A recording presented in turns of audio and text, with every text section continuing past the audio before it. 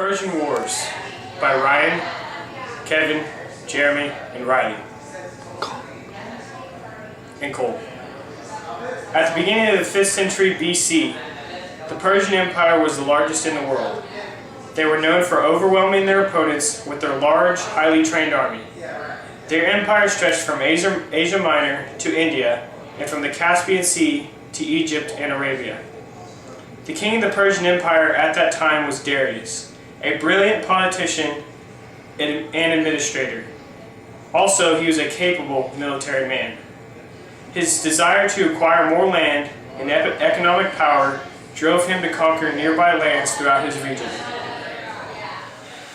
In 546 BC, the Persians conquered Ionia and made them pay. The Ionians were fed up with paying Persian taxes, so they planned a rebellion. However, the Ionians asked the Spartans for help, but the Spartan king refused. Even though Sparta refused, Athens and Eretria helped them out. Over time, the Greeks lost their nerves.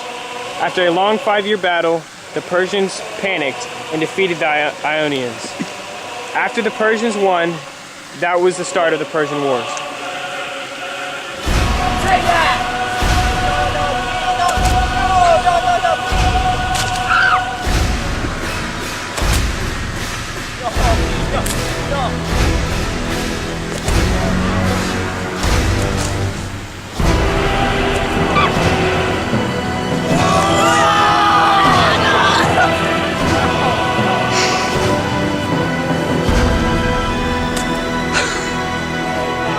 After the Ionian revolt, Darius decided to attack the city-state of mainland Greece to take revenge on Athens.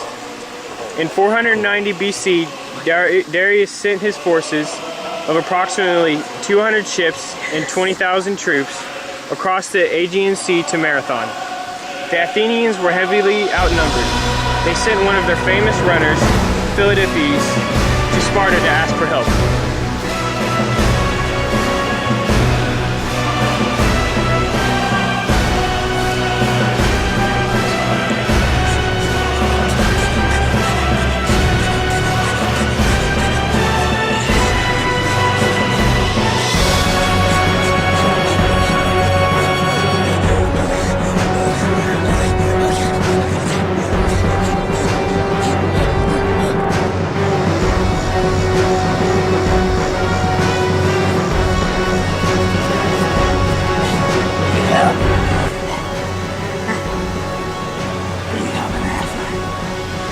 Why would I help you? No. Yeah. No. Not gonna happen. We're gonna be destroyed. Sparks. Help us. Not gonna happen.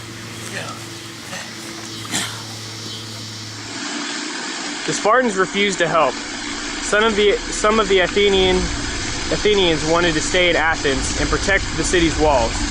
One leader named Miletus, however, argued that the Athenians' only hope was to stop the Persians' advance before it reached Athens. He led the Athenian army to Marathon, where they met Persian troops. Nothing happened for 2 days.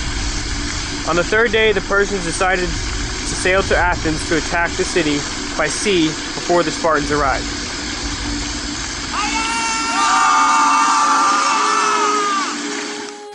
When the Athenians learned that the Persian cavalry was gone, Miletus immediately took advantage and attacked the remaining Persians.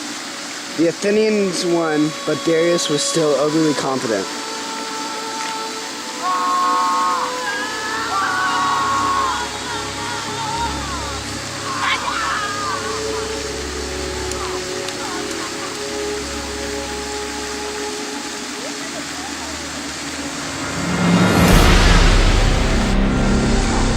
While Darius was preparing his forces for another attack on Greece, he died, but he was succeeded by his son Xerxes. Leonidas, the king of Spartans, agreed to set up defenses at Thermopylae, which is a narrow pass between mountains and sea. Even though he saw the Spartan defenses, Xerxes ordered his army to advance to the narrow path. The Persian soldiers fell back repeatedly and suffered severe losses, since they were unable to use their superior numbers in the narrow path. However, after 2 days of fighting, the Persians were shown a secret path by the Greek trader that went into the mountains and allowed them to attack the Spartans from behind. Leonidas discovered this, and he asked for reinforcement troops, but Sparta refused to send more soldiers. The Spartans defended Thermopylae to the very last man, even though they were outnumbered and surrounded.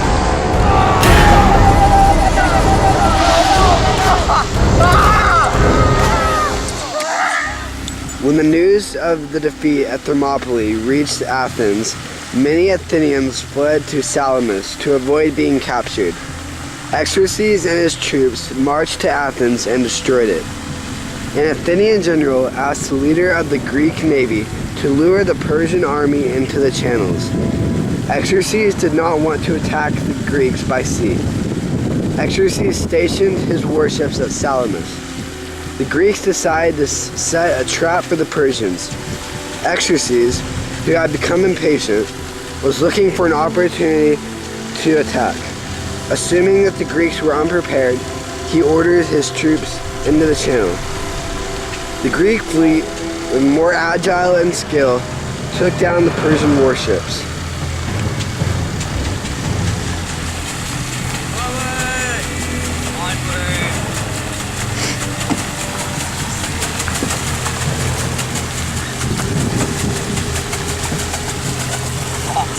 Full box speed.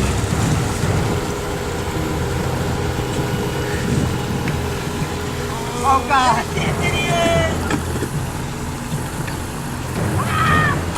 No! Get out! Oh, cool!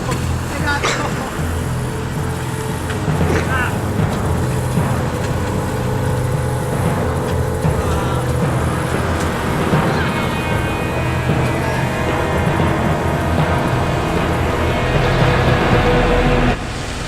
The Persians lost 200 warships, while the Greeks only lost 40. The Persians fled and withdrew from Salamis in 479 BC.